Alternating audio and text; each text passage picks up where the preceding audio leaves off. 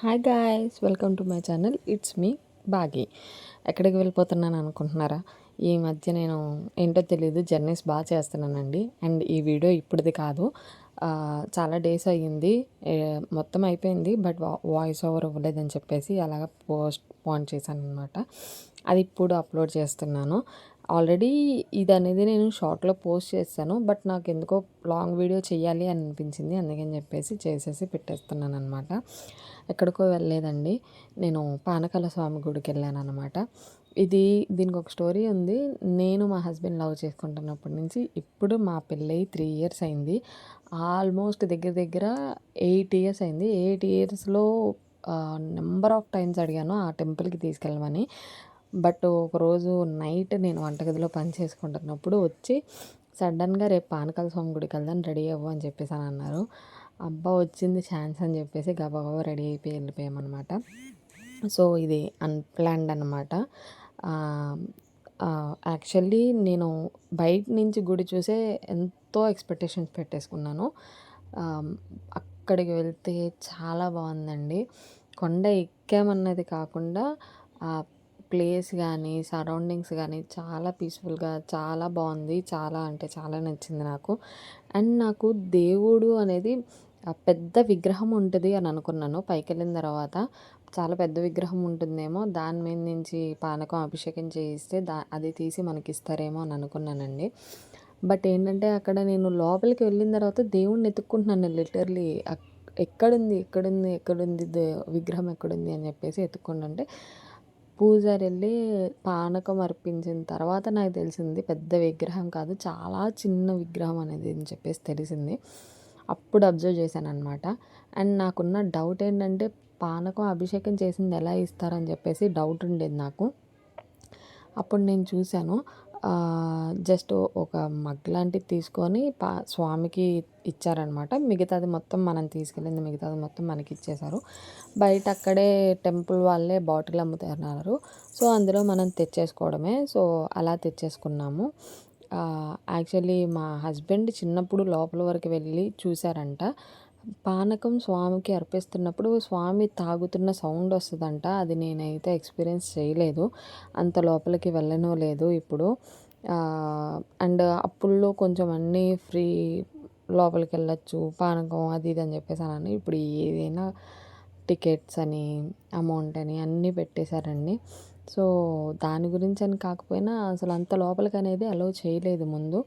అప్పుడు అలౌ చేసినట్టు ఇప్పుడు అలౌ చేసుంటే నేను కూడా ఎక్స్పీరియన్స్ చేసేదాన్నేమో అని అనిపించింది.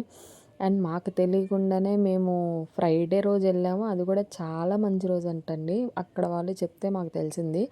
ఆ రోజు గుడి కూడా రష్గా ఉంది. ఎప్పుడు అంత రష్ ఉండదు, బట్ ఈరోజు రష్గా ఉంది అని అన్నారు. ఏదో చాలా మంచి రోజు, మంచి శుక్రవారం అని చెప్పేసి అని అన్నారు. సో అక్కడే ఒక అమ్మవారు కూడా ఉన్నారు. కొంచెం బయటికి రాగానే పక్కనే స్టెప్స్ ఉన్నాయి, పైకి ఎక్కగానే అమ్మవారు ఉన్నారు.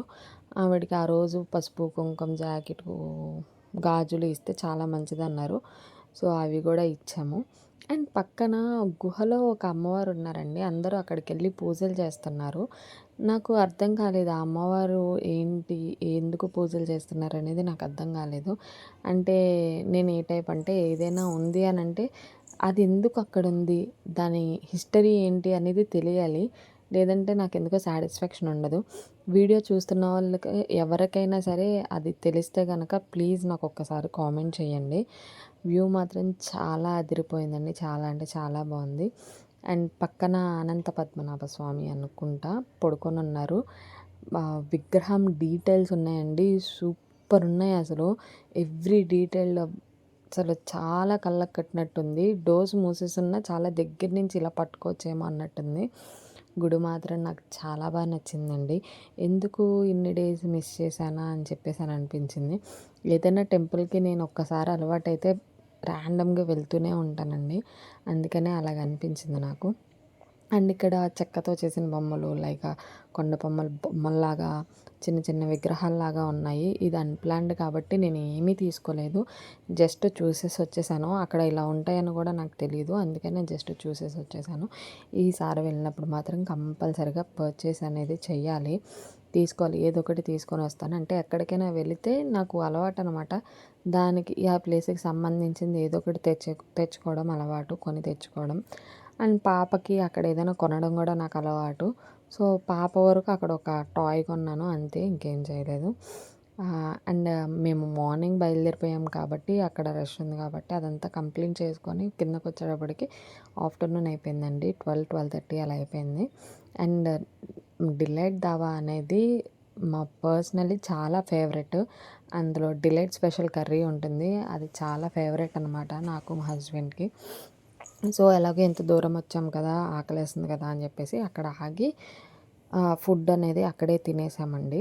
మేమెళ్ళేటప్పటికి ఇంకా దాబా గూడా సరిగ్గా ఓపెన్ అవ్వలేదు. అప్పుడప్పుడే అన్నీ ప్రిపేర్ అవుతున్నాయి. సో, ప్లేస్ కూడా చాలా ఈజీగా దొరికిందనమాట మాకు.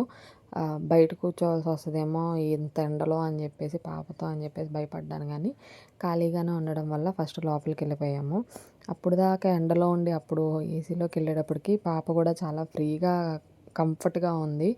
ఆడుకుంది అక్కడ కాసేపు ఆర్డర్ వచ్చేంత వరకు. ఫస్ట్ మేము ఆర్డర్ చేసింది డిలీట్ డాబా స్పెషల్ అండి. చేసేసి అంటే నైట్ నుంచి ఏం తినకపోవడం వల్ల అంత ఎక్కువ ఫుడ్ కూడా తీసుకోలేకపోయాము. ఇది ఇక్కడితో ఎండ్ చేసేస్తున్నాను. ఇంకా చెప్తే బాగోదని అనిపిస్తుంది. Okay. Thank you for watching. Please subscribe.